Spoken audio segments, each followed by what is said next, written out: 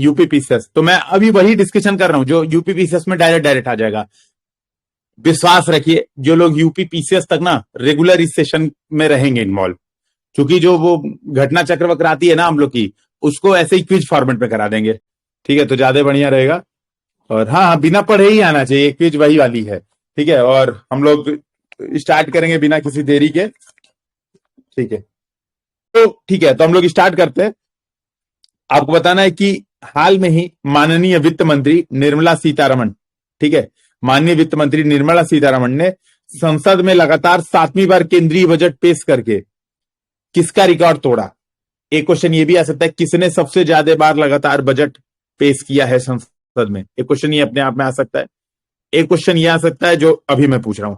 तो option A Morarji Desai, option B Arun Jaitley, option C Yashwant Sinha, option D P Chidambaram. Sandhya, बिना option सुने answer नहीं कमेंट करना है। तो ये बात ध्यान रखिएगा, सभी लोग को धैर्य रखना है। ठीक है, तो Morarji Desai is right answer. इस सभी से मैं रिक्वेस्ट करूंगा कि जब तक ऑप्शंस ना सुनिए क्लियर, बाकी लोग को भी एक तो मौका मिले। दूसरी बात यह है कि पेशेंस इज द की, क्योंकि नहीं तो मैं क्या करूंगा, मैं लाइन से क्वेश्चन पढ़ूंगा।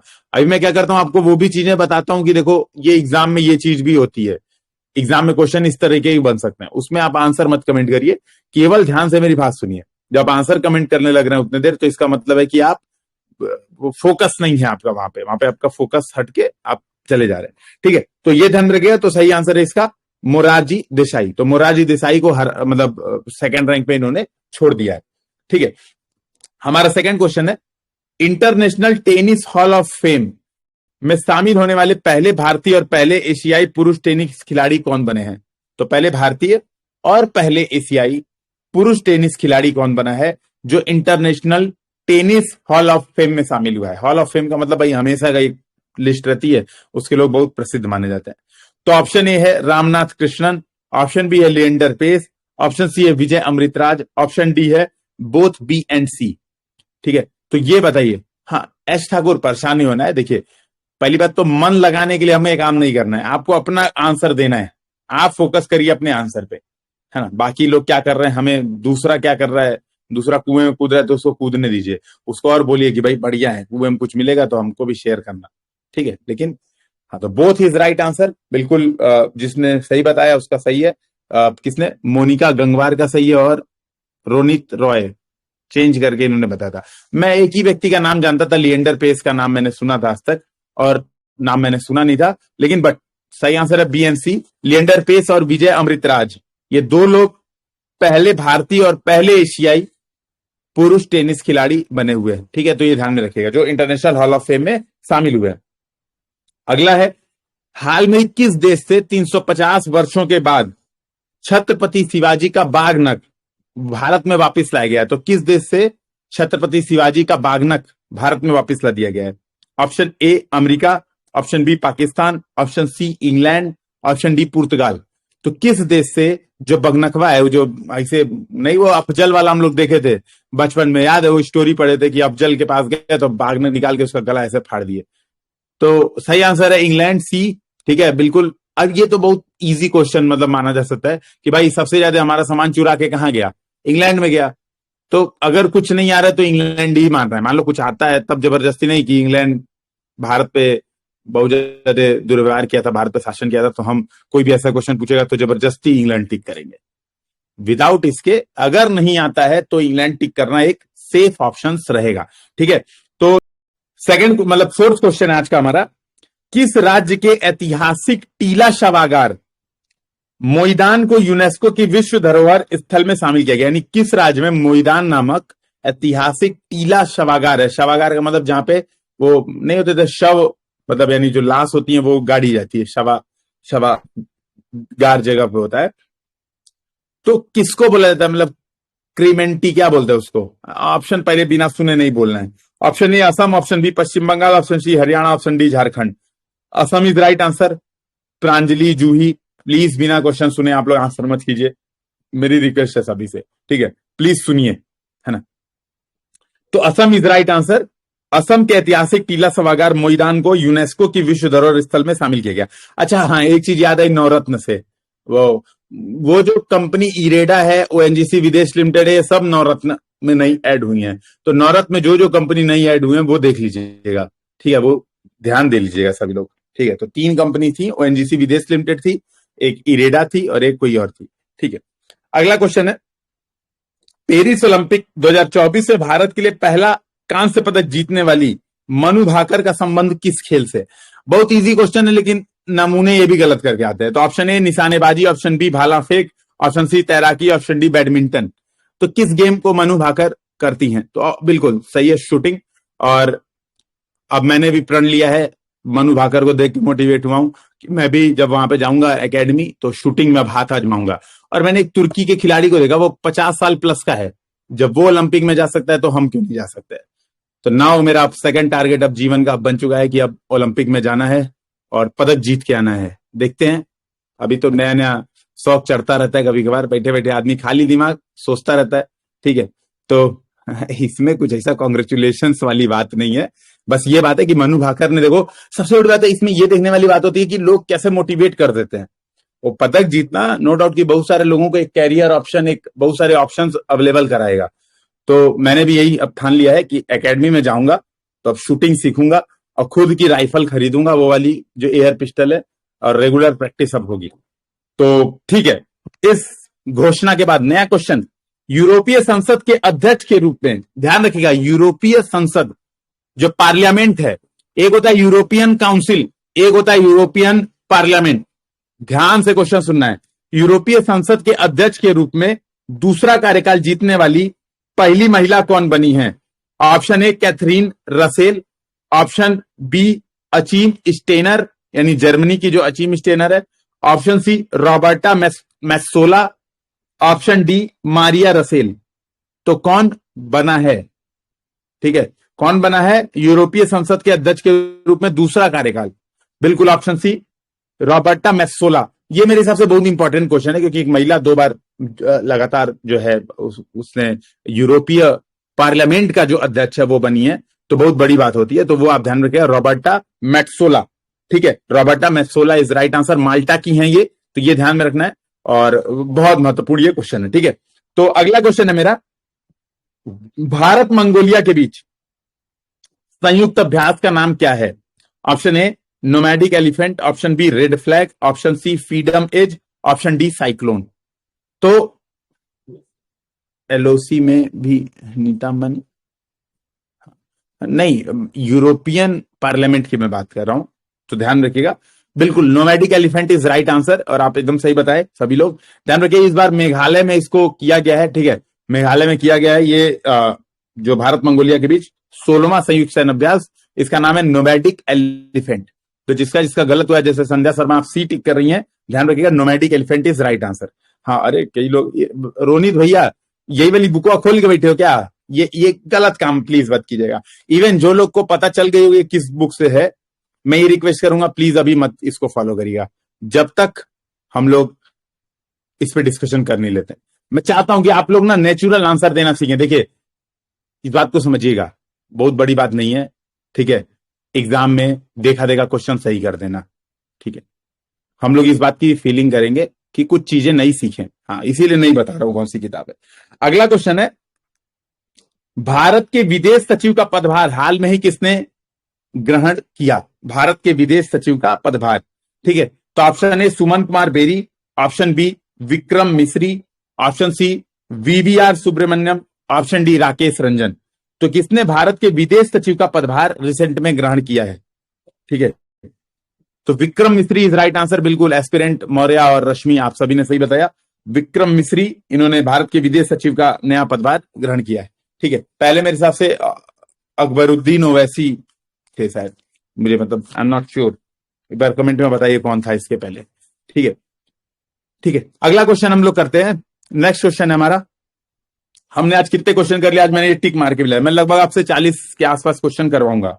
हमने कितने अब तक कर लिए? 3, 2, 5, 8 क्वेश्चन हमने डिस्कशन कर लिए, ठीक है। तो ये सबसे इंपॉर्टेंट बात है, देखो आपने 10 मिनट में 8 क्वेश्चन लगा लिया, केबीसी टाइप की प्रतियोगिता हो रही है और इसमें हमें मजा भी आ रहा है, ठीक है।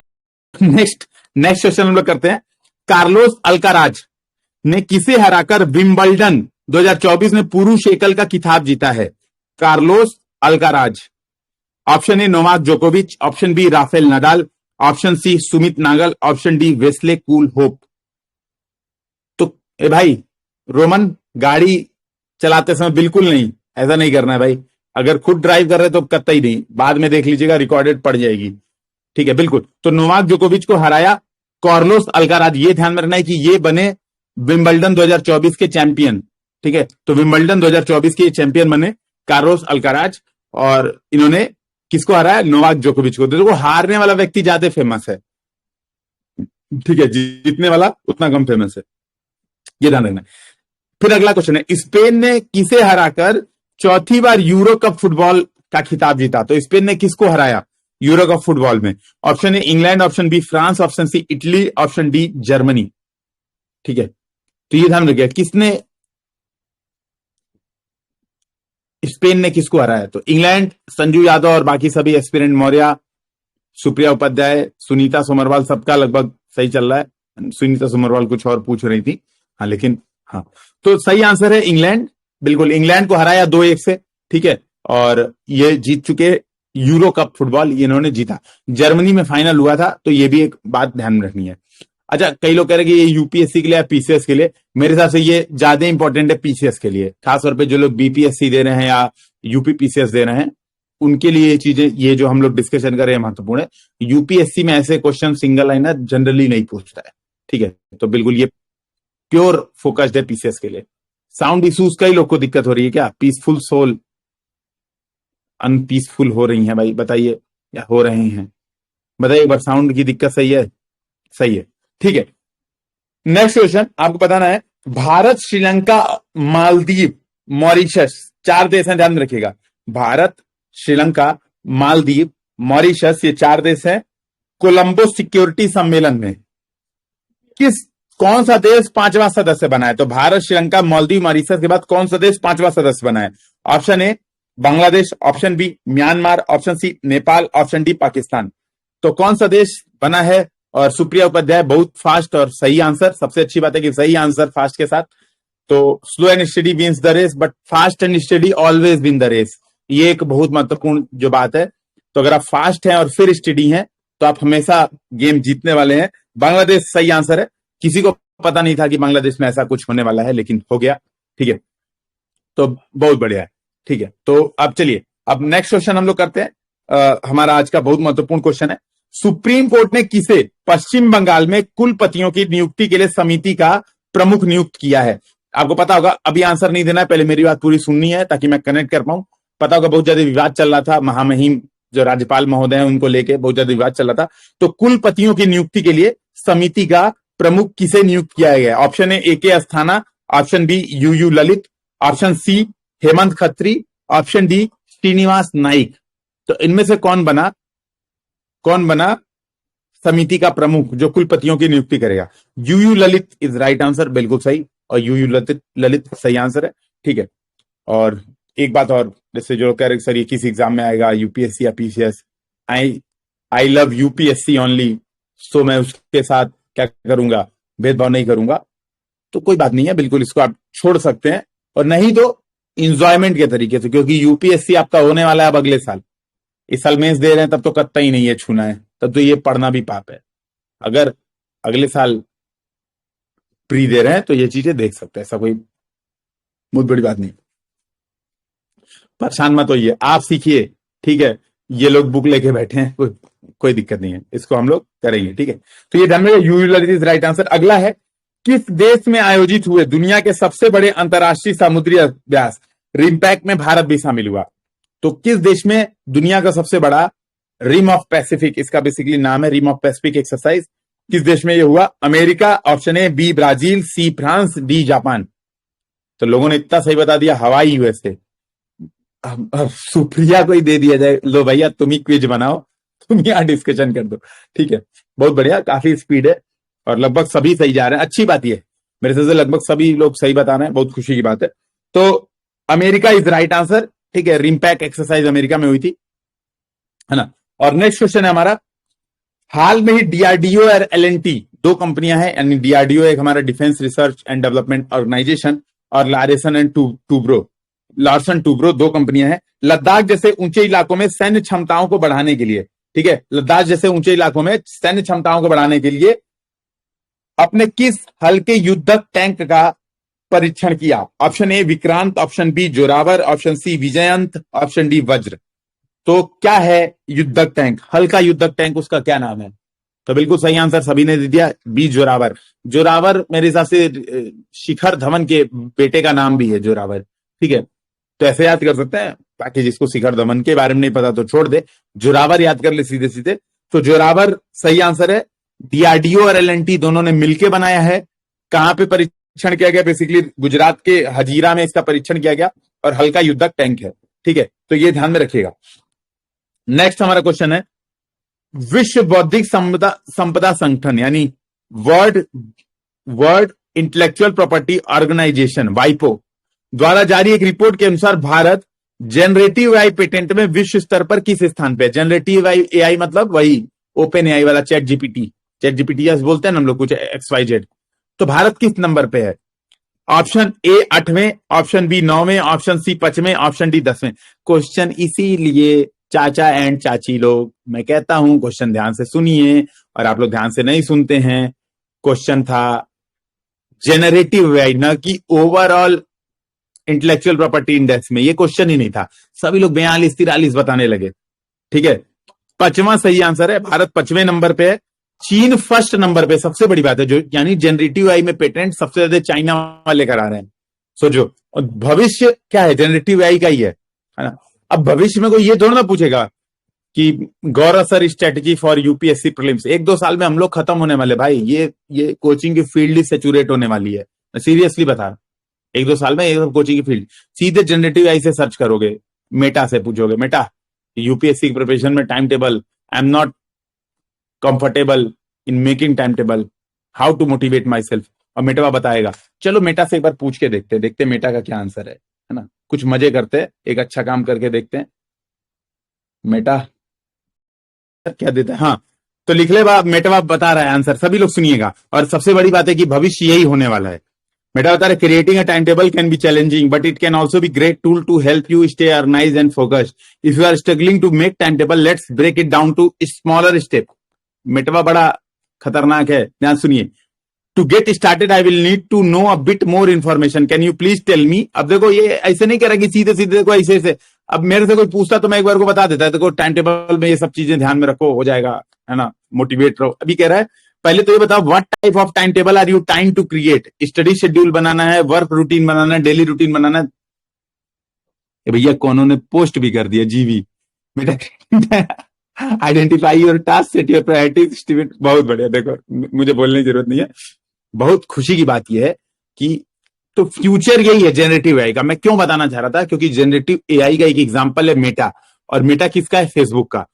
ये अपने आप में एक क्वेश्चन यूपी पीसीएस प्रीलिम्स में पूछ सकता है कि हाल में चर्चा मेरा मेटा एआई किस चीज से संबंधित है। हाँ, अब सब लोग अरे बस बस बस बस शांत शांत शांत। जनरेटिव एआई में एक अच्छी बात यह है, आप जितना बढ़िया डेटा डालते हो, जितना बढ़िया कि I want to make a मतलब दिस किस तरह का टाइम टेबल डालते हो, है ना। तो जैसे फॉर एग्जांपल मतलब कुछ पर्सनल चीजें नहीं शेयर करेंगे, बाद में कभी डिस्कशन करेंगे। आजकल लोग भाई सोशल मीडिया में पता है क्या पकड़ के कौन सी बात काट के आजकल सोशल मीडिया में शॉर्ट्स डाल देते हैं, पता ही नहीं चलता है। तो मतलब आधी बात यहाँ की आधी बात वहां की, और 2 लोगों में झगड़ा लगा देते हैं सोशल मीडिया वाले। तो शांत रहने की बात है, ठीक है। तो सही आंसर है 5वें नंबर पे भारत है, पहले नंबर पे चाइना है, ये ध्यान में रखना है। और जेनेटिव एआई पेटेंट ये सबसे ज्यादा यही कर रहा है, ठीक है। अगला है जो हमारा नेक्स्ट क्वेश्चन है, किस राज्य सरकार ने सड़कों की शिकायत के लिए लोकपथ ऐप लॉन्च किया है? कौन सा राज्य सरकार Lokpath app? Option A Uttar Pradesh, option B Andhra Pradesh, option C Madhya Pradesh, option D Paschim Bengal. कौन सी राज्य सरकार लोकपथ ऐप लॉन्च की है? निक्की सिंह बता रही है यूपी, लेकिन सही आंसर है सीएमपी। तो मध्य प्रदेश सरकार ने लोकपथ ऐप लॉन्च किया है, ठीक है, लोकपथ ऐप लॉन्च किया है सड़कों की शिकायत के लिए, ठीक है। तो अगर सड़क खराब है तो लोकपथ ऐप पे शिकायत कीजिए। अगला है, अब देखो अब चेंज कर रहा हूं मैं, सभी लोग ध्यान से सुनना। अब फिर किसी भी चाचा या चाची का गलत हुआ तो ठीक नहीं खाएगा। कौन यूरोपीय परिषद का नया अध्यक्ष चुना गया है? तो अभी हम लोग जो पढ़े थे कुछ मर्सेला वर्सेला, क्या नाम था, बटेल, नमो मिक्स कर दिया मैंने, रॉबर्टा मेत्सोला, अभी हम लोग पढ़े थे ना, रॉबर्टा मेत्सोला। ये क्या थी? यूरोपीय पार्लियामेंट की थी। अभी हम लोग जो कर रहे हैं यूरोपीय काउंसिल की कर रहे हैं, यूरोपीय परिषद। तो यूरोपीय परिषद का नया अध्यक्ष कौन चुना गया है? ठीक है, नया अध्यक्ष कौन चुना गया? Option A Antonio Costa, option B Kristina Georgia, option C Giorgia Meloni, option D Rebecca Grynspan. इनका नाम में स्पैम है। तो कौन बना यूरोपीय काउंसिल का अध्यक्ष? उर्सुला वान लेंडर? नहीं, उर्सुला वान नहीं, यूरोपीय काउंसिल। ठीक है, तो सही आंसर है एंटोनियो कोस्टा, है ना, सही आंसर है Antonio Costa. Next important question, Uttar Pradesh, तो इसका सही आंसर है एंटोनियो कोस्टा। ठीक है, एंटोनियो कोस्टा ये यूरोपियन काउंसिल यानी यूरोपियन परिषद के नए अध्यक्ष चुने गए, ये ध्यान रखिएगा। अगला है उत्तर प्रदेश सरकार ने किस शहर में टाटा सन्स को मंदिरों का संग्रहालय बनाने के लिए 650 करोड़ रुपए के प्रस्ताव को मंजूरी दी है? ठीक है, तो ये ध्यान में रखिएगा। Option A Gorakhpur, option B Ayodhya, option C Varanasi, option D Agra. Tata Sons बना रहा है, पहले तो ये ध्यान रखिए। ठीक है, टाटा सन्स बना रहा है, ये ध्यान रखिए, पहला इंपॉर्टेंट चीज है। दूसरा, किस शहर में बना रहा है? तो बिल्कुल अयोध्या इज राइट आंसर। तो सही आंसर इसका अयोध्या, ये ध्यान में रखिएगा। अयोध्या में मंदिरों का संग्रहालय एक बनाया जा रहा है और ये बेसिकली किसने किया है? टाटा सन्स। तो ये ध्यान रखिएगा। अगला क्वेश्चन है 3D हाइड्रोजेल कल्चर सिस्टम। ठीक है, तपेदिक के लिए यानी तपेदिक के ऊपर रिसर्च के लिए, टीबी जो टेलीविजन नामक बीमारी होती है, ट्यूबरकुलोसिस। ठीक है, तो टीबी की बीमारी दूर करने के लिए 3D hydrogel culture system, 3D hydrogel culture system किसने विकसित किया? Option A IISc Bangalore, option B IIT Madras, option C Hyderabad institute of molecular biology, option D institute of biotech Pune. तो किसने बनाया है? ठीक है, किसने बनाया है 3D हाइड्रोजेल कल्चर सिस्टम? तो IISc Bangalore is right answer. हाँ, ठीक है, IISc Bangalore is right answer.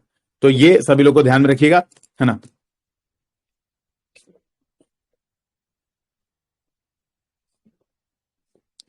नहीं, ये मेरे हिसाब से क्विज हर जगह शेयर्ड है और सब लोग कहीं भी इसके आंसर कर सकते हैं। ठीक है, तो ऐसी कोई बात नहीं है और मुझे लग रहा है कि लगभग 150 लोग कर ही रहे हैं आंसर। ठीक है, तो सबसे महत्वपूर्ण बात यह कि लगभग 150। आईआईएससी आईआईटी बेंगलोर अभी नहीं खुली होगी तो मुझे नहीं पता। आईआईएससी बेंगलोर मैं जानता हूँ, आईआईटी बेंगलोर खुल गई है क्या? हो सकता है, मतलब मुझे नहीं पता आईआईटी बेंगलोर भी कोई इंस्टीट्यूट है। IISc Indian institute of science. ठीक है, बैंक। तो अगला महत्वपूर्ण क्वेश्चन, हाल में ही सुपर फास्ट इंटरनेट के लिए एलन मस्क की स्पेस एक्स ने किस नाम से सैटेलाइट सेवा लॉन्च की है? तो सुपर फास्ट इंटरनेट के लिए option A Starlink mini, option B space link X, option C super link X, option D space mini. ठीक है, तो Starlink mini is right answer, बिल्कुल सही। तो काफी अच्छा आप लोग कवर कर रहे हो और सबसे बड़ा एक बार में क्वेश्चन सुन ले रहे हो, ये सबसे महत्वपूर्ण चीज है कि मुझे दोबारा रीड करने की जरूरत नहीं पड़ रही है, यानी हमारा कनेक्शन बहुत बढ़िया तगड़ा है। तो Starlink mini super fast internet के लिए एलन मस्क की कंपनी ने शुरू किया। ठीक है, और लगभग सभी ने सही आंसर दिया। अगला क्वेश्चन है, इसरो ने तीसरी बार किस रियूजेबल लॉन्च व्हीकल की सफलतापूर्वक लैंडिंग की है? बहुत जरूरी क्वेश्चन आएगा एग्जाम में, नोट कर लो। Reusable launching vehicle, option A Dushyant, option B Lotus, option C Pushpak, option D Tejas. तो जो इसरो का रीयूजेबल लॉन्च व्हीकल है, ठीक है, रीयूजेबल लॉन्च व्हीकल है, उसका नाम क्या है? तो बिल्कुल सही answer Pushpak, C is right answer. ठीक है, तो इसरो ने पुष्पक नामक रीयूजेबल लॉन्चिंग व्हीकल का क्या किया? सफलतापूर्वक लैंडिंग की है। ठीक है, दो तरह की लैंडिंग होती है, एक होती है सॉफ्ट लैंडिंग, एक होती है हार्ड लैंडिंग। तो जनरली क्या होता है, सॉरी, एक होती है वर्टिकल लैंडिंग, एक होती है हॉरिजॉन्टल लैंडिंग। तो वर्टिकल लैंडिंग में क्या करना होता है, एक जगह आपको जीरो पे ले जाना पड़ता है, जो आपने चंद्रयान में देखा होगा। तो चंद्रयान में क्या था, पहले हवाई जहाज जैसे हॉरिजॉन्टल चल रहा था, यहां पे उसकी हॉरिजॉन्टल वेलोसिटी जीरो करनी पड़ी थी। ये सबसे टफ टास्क था जो हमारा चंद्रयान 2, जो हमारा कहीं ना कहीं जो डिस्ट्रॉय हुआ था। चंद्रयान 3 लेकिन उस चीज को सही कर लिया। ठीक है, तो वर्टिकल लैंडिंग सबसे टफ टास्क होता है, one of the tough task होता है, लेकिन इंडिया कुछ भी कर सकता है, बहुत टेक्नोलॉजी में हम आगे हो चुके हैं। अभी आपको पता होगा बहुत सारे पेपर लीकेज वीकेज चल रहे हैं, तो इस वजह से ये बहुत ज्यादा न्यूज में है। और केंद्र सरकार ने परीक्षाओं के पारदर्शी, सुचारू और निष्पक्ष संचालन को सुनिश्चित करने के लिए किसकी अध्यक्षता में एक कमेटी का गठन किया है? ठीक है, तो किसकी अध्यक्षता में कमेटी बनी है? Shekhar Sikri, option A, option B doctor K Radhakrishnan, option C Daya Sindhu Natwal, option D doctor R K Chhetri. किसकी अध्यक्षता में एक कमेटी बनी है जो परीक्षाओं को पारदर्शी कराएगी? तो बी इज राइट आंसर, साक्षी सही है। डॉक्टर के राधाकृष्णन की कमेटी की अध्यक्षता में जो कमेटी बनी है वो परीक्षाओं को सुचारू रूप से करवाने के लिए बनी है। ठीक है, नेक्स्ट हमारा क्वेश्चन है, एंटी पेपर लीक कानून हमारा पारित हो गया है, क्योंकि पेपर लीक ये बहुत ज्यादा न्यूज में रहा है, तो मैं खोज के वही क्वेश्चन आपको करवा रहा हूं जो ज्यादा महत्वपूर्ण है। नो डाउट कि हम लोग करेंगे, लेस इंपॉर्टेंट वाले क्वेश्चन भी हम लोग करेंगे, क्योंकि यार डेली 1 घंटे 45 मिनट डेली हम लोग यहाँ पे डिस्कशन करने वाले हैं, तो हम लोग सारे क्वेश्चन करेंगे, लेकिन अभी सबसे पहले सबसे इंपॉर्टेंट वाले, ताकि आप लोग ध्यान देंगे। तो केंद्र सरकार ने एंटी पेपर लीक कानून लागू कर दिया। इस कानून की परीक्षा में अनुचित साधनों का इस्तेमाल करने पर कितने साल की सजा और जुर्माना है? तो पहला ऑप्शन है 5 से 7 साल सजा, 5 लाख जुर्माना। ऑप्शन बी 3 से 5 साल सजा और 10 लाख का जुर्माना। ऑप्शन सी 2 से 4 साल सजा, 30 लाख जुर्माना। ऑप्शन डी 5 से 10 साल सजा, 20 लाख जुर्माना। देखिए, जो लोग 10 साल 1 करोड़ बोल रहे हैं ना, वो यूपी का है। मैंने पूछा था केंद्र सरकार का एंटी पेपर लीक कानून, तो ध्यान रखिएगा, केंद्र सरकार जो एंटी पेपर लीक कानून है, संध्या शर्मा बिल्कुल सही बता रही है, 3 से 5 साल सजा है, 10 लाख तक जुर्माना है। कितने क्वेश्चन और बचे हैं? 4, 3, 7, 3, 10, 14 क्वेश्चन हमारे और बचे हैं। ठीक है, तो हमारे 14 क्वेश्चन और बचे, हमने 26-27 क्वेश्चन डिस्कशन कर लिए, तो बहुत स्पीड हमारी अच्छी रही। 38 मिनट हो भी गया लगभग। ठीक है, 30-35 मिनट हो भी गया। तो यूपी का 1 करोड़ है यश ठाकुर, बिल्कुल मुझे भी यही पता था। यही देखिए, यही सबसे महत्वपूर्ण है। मैं देखता हूं ये खास तौर पे ना, मतलब बहुत ज्यादा दिक्कत होती है, लेकिन ठीक है, अब मैंने सोचा कि मैं इन मुद्दों पे कमेंट नहीं करूंगा, रोज एक ही मुद्दे पे क्या कमेंट करना। चलो, नेक्स्ट हमारा क्वेश्चन है, माइक्रोसॉफ्ट और एप्पल को पीछे छोड़कर दुनिया की सबसे मूल्यवान कंपनी कौन बन गई? Option A Nvidia, option B Oracle, option C Adobe Inc, option D SAP से। तो कौन बन गया दुनिया की सबसे बड़ी मूल्यवान कंपनी, सबसे पैसे वाली? तो एनवीडिया कॉर्प, बिल्कुल। एनवीडिया के ग्राफिक्स आते हैं, और ग्राफिक्स कार्ड, चूंकि आजकल जब और खासतौर पे जनरेटिव एआई का जमाना है, तो सबसे ज्यादा डिमांड है ये ग्राफिक कार्ड्स की, और सबसे एनवीडिया नाम है, एनवीडिया नहीं है संजू यादव, एन से स्टार्ट होता है, एनवीडिया। ठीक है, अगला हमारा क्वेश्चन है, दुनिया के किस सबसे ऊंचे रेलवे पुल पर ट्रेन का पहला ट्रायल रन पूरा हुआ? किस सबसे ऊंचे रेलवे पुल पर? ऑप्शन ए है Chenab rail bridge Jammu Kashmir, option B La Paz rail bridge Bolivia, option C Xinjiang rail bridge China, option D Mount Everest rail bridge Nepal. बिल्कुल सही बता रहे हैं, भारत में है चिनाब रेल ब्रिज जम्मू कश्मीर, और बिल्कुल इस पे दुनिया के सबसे ऊंचे रेलवे पुल पर रेल का ट्रायल रन पूरा हुआ है। तो ये भी इस वजह से और इंपॉर्टेंट ये क्वेश्चन हो जाता है, जिसके चांस है कि आपको डायरेक्ट एग्जाम में दिख सकता है ये क्वेश्चन। ठीक है, तो डायरेक्ट एग्जाम में ये क्वेश्चन आपको दिख सकता है कि दुनिया का सबसे ऊंचा रेल पुल जहां पर ये किया गया है। ठीक है, हम लोग नेक्स्ट क्वेश्चन करते हैं। उपराष्ट्रपति, जो माननीय उपराष्ट्रपति महोदय जगदीप धनखड़ ने प्रेरणा स्थल का उद्घाटन कहां किया? ठीक है, प्रेरणा स्थल का उद्घाटन कहां किया है? Option A India Gate, option B Sansad Bhavan, option C Rajghat, option D Sadaiv Atal. कहां पे किया? इंडिया गेट, संसद भवन, राजघाट, सदैव अटल। तो कहां होता है? तो सबने गलत बताया, बिल्कुल, बहुत बढ़िया, ये क्वेश्चन अच्छा मिल गया, सबने गलत बताया। संसद भवन इज राइट आंसर। मैं एक बार फिर से, जब इतने लोग गलत बताते हो ना, तो मुझे लगता है कि ऐसा तो नहीं है मैंने गलत पढ़ लिया। संसद भवन इज राइट आंसर। ठीक है, संसद भवन में एस ठाकुर बता रहे हैं, है ना? तो संसद भवन सही आंसर है। संसद भवन में प्रेरणा स्थल का उद्घाटन किया गया है। बहुत इंपॉर्टेंट क्वेश्चन है ये यूपी पीसीएस, तो मैं अभी वही डिस्कशन कर रहा हूं जो यूपी पीसीएस में डायरेक्ट आ जाएगा। विश्वास रखिए, जो लोग यूपी पीसीएस तक ना रेगुलर इस सेशन में रहेंगे इन्वॉल्व, क्योंकि जो वो घटना चक्र वक्र आती है ना हम लोग की, उसको ऐसे ही क्विज फॉर्मेट में करा देंगे। इससे मुझे भी थोड़ा सा इन्वॉल्व फीलिंग रहती है, अकेले बोर नहीं होता हूं, और आप लोग के लिए भी बहुत बढ़िया रहेगा कि ठीक है, इससे हो जाएगा। तो क्वेश्चन आएंगे आपके एग्जाम में 30-35 क्वेश्चन एकदम सही करके आओगे, ये वाले सही 30-35 से सिलेक्शन नहीं होगा, सिलेक्शन 110 करना है। ठीक है, मई वाला यूपीपीसीएस का नोटिफिकेशन कब आएगा? कौन सा मई ना? ठीक है। अगला है, किस राज्य की पुलिस ने मिशन निश्चय नाम से एक अभियान शुरू किया है? Option A Bihar police, option B Maharashtra police, option C Punjab police, option D UP police. Mission Nishchay क्या है ये नहीं पता। न्यू कार्स जो खो गई है, अच्छा तो मिशन निश्चय, ठीक है। तो ध्यान रखिएगा पंजाब पुलिस की ये अभियान है, पंजाब पुलिस का ये अभियान है। तो हमने ये भी क्वेश्चन कर लिया।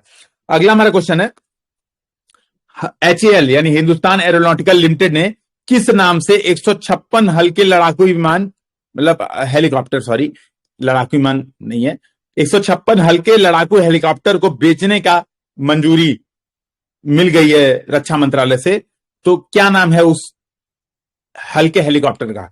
Option A Prachand, option B Baaz, option C Brahma, option D Dushyant. Prachand, Baaz, Brahma, Dushyant, ठीक है। तो ये बताइए तुरंत के तुरंत, ठीक है। प्रचंड, बाज, ब्रह्मा, दुष्यंत। ऑप्शन ए प्रचंड। प्रचंड इज राइट आंसर, बिल्कुल सबने सही बताया, काफी खुशी की बात है और लगभग सबने सही किया। और ठीक है, नेक्स्ट क्वेश्चन जो कि बहुत महत्वपूर्ण है, और भारतीय थल सेना के 30वें प्रमुख का कार्यभार किसने ग्रहण किया? भारतीय थल सेना के, ठीक है, 30वें प्रमुख का कार्यभार किसने ग्रहण किया? Option A lieutenant general Upendra Dwivedi, option B BR Chaudhary, option C Dinesh Kumar Tripathi, option D Manoj Pandey.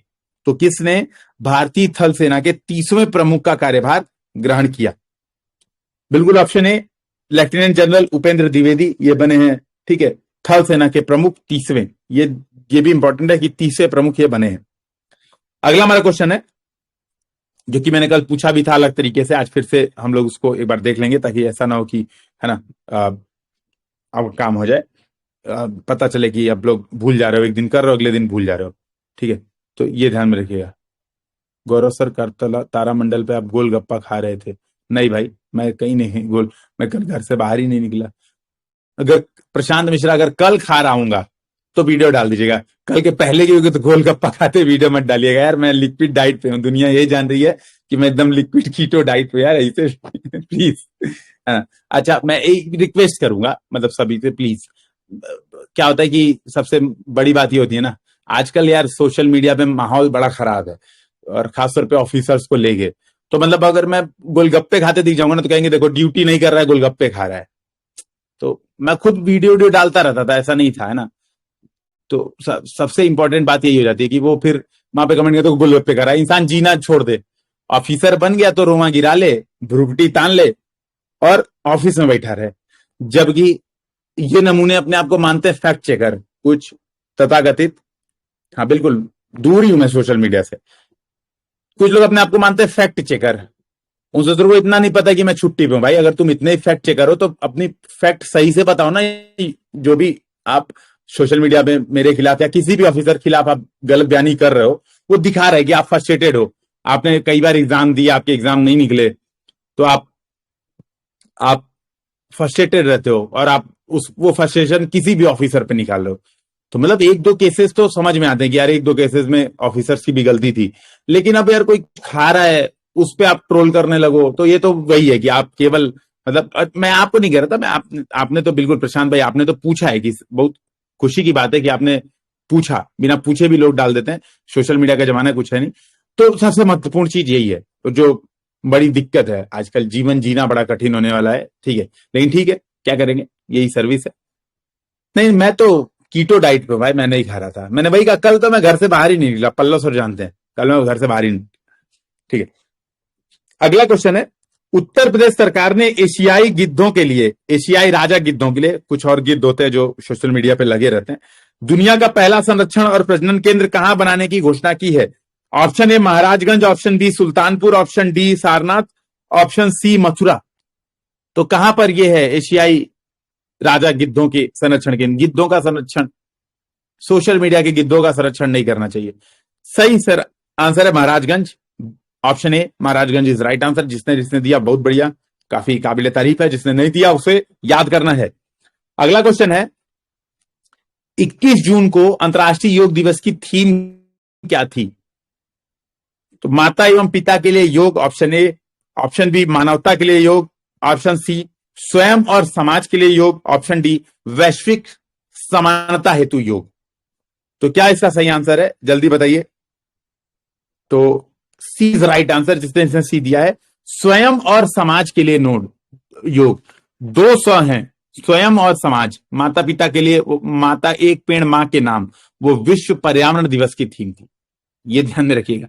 स्वयं और समाज के लिए योग, ये है योग दिवस की थीम, ठीक है। तो ये ध्यान रखिए, स्वयं और समाज के लिए योग, ठीक है। तो ये भी हो गया हमारा। नेक्स्ट जो कि बहुत इंपॉर्टेंट क्वेश्चन है, ये भी योग से रिलेटेड है। प्रथम राष्ट्रीय योग ओलंपियाड का आयोजन कहां पर किया गया? नेशनल योग ओलंपियाड का आयोजन, जो फर्स्ट नेशनल योग ओलंपियाड है, इसका आयोजन कहां पर किया गया? Option A Karnal, option B Mysore, option C Bhopal, option D Hyderabad. कहां पर प्रथम राष्ट्रीय योग ओलंपियाड का आयोजन किया गया? तो जल्दी बताओ। तो option B Mysore is right answer, ठीक है, ऑप्शन बी मैसूर, ठीक है। तो मैसूर सही जवाब है, और बिल्कुल सभी ने भोपाल जो बता रहे हैं गलत बता रहे हैं, बी मैसूर सही है। तो मन्नी, जागरा, सीवी, दीक्षा, अनीश, बहुत बढ़िया, काफी काफी बढ़िया, काफी अच्छा। अगला है, ठीक है, 50वां G7 शिखर सम्मेलन, G7 शिखर सम्मेलन 2024 का आयोजन कहां किया गया? G7 शिखर सम्मेलन 2024 50वां। Option A Italy, option B Japan, option C France, option D संयुक्त राज्य अमेरिका यूएसए। सबने तुरंत आंसर दे दिया इटली, है ना, क्या बात है भाई, गजब। लेकिन ऑप्शन में सुन लो, फिर आंसर दो। अब मान लो मैं 49वां पूछ देता तब, तो आपके दिमाग में वही इटली चलता रहता। सुन लो, 50वां है जो लेटेस्ट है, जनरली लेटेस्ट पूछेगा, ठीक है। तो इटली इज राइट आंसर, ठीक है। अगला है, ये इतना इंपॉर्टेंट है कि एग्जाम में डायरेक्ट मिल जाएगा। तो अगला वाला क्वेश्चन में जब जो मुझे अंदर से फील आ रही है कि बहुत ज्यादा इंपॉर्टेंट है, तो ध्यान से सुनिए और बिना ऑप्शन सुने नहीं बताना है, ठीक है। किस नाम से राष्ट्रीय अपराध रिकॉर्ड ब्यूरो एनसीआरबी की वेबसाइट और मोबाइल ऐप लॉन्च किया गया है केंद्रीय गृह मंत्री अमित शाह द्वारा? तो पहली बात ध्यान रखिएगा कि क्वेश्चन ये भी आ सकता है किसने लॉन्च किया। तो कौन लॉन्च किया है? केंद्रीय गृह मंत्री, ठीक है, माननीय अमित शाह जी द्वारा ये लॉन्च किया गया। क्या नाम है इसका? ऑप्शन ए संकलन, ऑप्शन बी संकल्प, ऑप्शन सी शिनाख्त, ऑप्शन डी प्रोफाइल। तो इसका सही आंसर क्या है? ठीक है, तो इसका सही आंसर क्या है? संकलन, संकल्प, शिनाख्त, प्रोफाइल। तो सही आंसर है संकलन, ए, ठीक है। मैं एक बार चेक कर ले रहा हूं, फिर से सारे लोग ने गलत बताया, ये कुछ क्वेश्चन में सारे गलत बता रहे हैं, तो मैं एक बार वापिस चेक कर ले रहा हूं। मुझे तो संकलन ही लग रहा है, और संकलन सही आंसर है, ठीक है, संकलन इज राइट आंसर। भैया मैं कुछ कर रहा हूं, किसी और को बोल दीजिए, ठीक है प्लीज। तो संकलन इज राइट आंसर, ठीक है। और बाकी सबने इस बार गलत बताया, काफी अच्छा, बहुत बढ़िया। हाँ, मुझे भी यही लग रहा है, अब मुझे भी यही लग रहा है कि ऐसा ही हो रहा है, एक व्यक्ति आंसर दे रहा है तो सब लोग आंख बंद करके उस पर टिक मार रहे हैं धड़ाधड़, ठीक है। तो खैर कोई बात नहीं। अगला क्वेश्चन है, इंटरनेशनल एस्ट्रोनॉमिकल यूनियन, ठीक है, अंतरराष्ट्रीय खगोलीय संघ ने मंगल ग्रह पर खोजे गए 2 नए गड्ढों का नाम उत्तर प्रदेश और बिहार के किस शहरों के नाम पर रखने की मंजूरी दी है? उत्तर प्रदेश और बिहार के किस शहरों के नाम पर रखने की मंजूरी दी है? ऑप्शन ए मुरसन और हिल्सा, मतलब एक पहला ऑप्शन में मतलब ये रहेगा उत्तर प्रदेश का शहर, ऑप्शन बी रहेगा बिहार का शहर। तो मुरसन और हिल्सा, ऑप्शन बी नोएडा और खगौल, ऑप्शन सी गोरखपुर और वैशाली, ऑप्शन डी रामपुर और रजौली। तो मुरसन उत्तर प्रदेश और हिल्सा बिहार, ठीक है। तो ये ध्यान रखिएगा, मुरसन और हिल्सा, ये 2 जगह मंगल ग्रह पे गड्ढे रखे जा रहे भाई। गड्ढों का नाम ही क्यों रखा जा रहा है उत्तर प्रदेश? चोटियों का नाम रख लेते, कुछ रहेंगे तो ऐसे कहेंगे सर गड्ढों का नाम उत्तर प्रदेश और बिहार के नाम पे क्यों चोटियों का रख लेते। हर चीज को कुछ लोग की आदत होती है उल्टे चश्मे से देखना, विशेष कलर के चश्मे से देखना। मंगल ग्रह पे रखा जा रहा है, ये भी देखो कहाँ का गड्ढा है, ये भी मैटर करता है, ठीक है। तो सबसे नमूनत तो बहुत बड़े लेवल का है। केवल 2 क्वेश्चन और हमारे बचे हैं। और वर्ल्ड इकोनॉमिक फोरम, ठीक है, विश्व आर्थिक मंच द्वारा वैश्विक ऊर्जा संक्रमण सूचकांक ग्लोबल एनर्जी ट्रांजिशन इंडेक्स, ठीक है, यानी world global energy transition index 2024 में भारत का कौन सा रैंक था? देखो तुरंत आंसर बनाने लगते हैं। ए 63वां, बी 56वां, सी 43वां, डी 71वां। तुरंत आंसर, क्वेश्चन इतना पैनिक। तो बिल्कुल 63वां इज राइट आंसर, 63rd, ठीक है। तो भारत की रैंक थी 63rd, ये ध्यान में रखिएगा सभी लोग, ठीक है। तो शीशी थर्ड रैंक भारत की थी। लास्ट हमारा आज का क्वेश्चन है और हमारा यहीं पे सेशन आज होगा समाप्त। लगभग 50 क्वेश्चन हो गए। ऑप्शन क्वेश्चन है, पहले ऑप्शन दे दे रहा हूं, हाँ ये ज्यादा बढ़िया रहेगा। अब यही करूंगा, पहले ऑप्शन सुन लो तब क्वेश्चन पढ़ूंगा, नहीं तो आप लोग क्या करते हो, तुरंत बताने लगते हो। Option A Thailand, option B Cambodia, option C Philippines, option D Malaysia. ठीक है, ये ज्यादा सही। A Thailand, B Cambodia, C Philippines, D Malaysia. किसने समलैंगिक विवाह को कानूनी मान्यता देने वाला दक्षिण पूर्व एशिया का पहला रैंक, मतलब पहला देश बना है? ठीक है, तो दक्षिण पूर्व एशिया का पहला देश जो समलैंगिक विवाह को मान्यता दिया है, तो सही आंसर है थाईलैंड। सबने सही बताया। हाँ, इसीलिए मैंने कहा कि अब पहले ऑप्शन दे देते हैं, ठीक है, ताकि भाई टिक मार दो जिसको नहीं एकदम बैठा हुआ है कि कुछ भी, तो हम टिक मार देते हैं तुरंत की तरह, तो उसका भी काम हो जाए। तो उम्मीद है कि आप लोगों को मजा आया होगा। ठीक है, और खेल खेल में प्रीलिम्स पे खासतौर पे मैं इस वजह से जुड़ता हूं कि ठीक है ना, जब तक हैं, जब तक अभी ड्यूटी का जो सर्विस का बोझ है एटलीस्ट अभी नहीं है, ठीक है, अभी ईज ऑफ लिविंग यानी एक्स्ट्रा ऑर्डिनरी लीव पे चल रहा हूं, तो दिसंबर से पहले जितना हो सकता है आप लोग एफर्ट कराया जाए। ये एफर्ट आप लोग भी याद रखिए, ठीक है, और सबसे बड़ी बात है कि आप लोग भी करिए, और जो आने वाले लोग हैं वो लोग भी इसको जारी रखें। तो बहुत मजा आया आप लोग के साथ जुड़ के, और फिर हम लोग मिलते हैं कल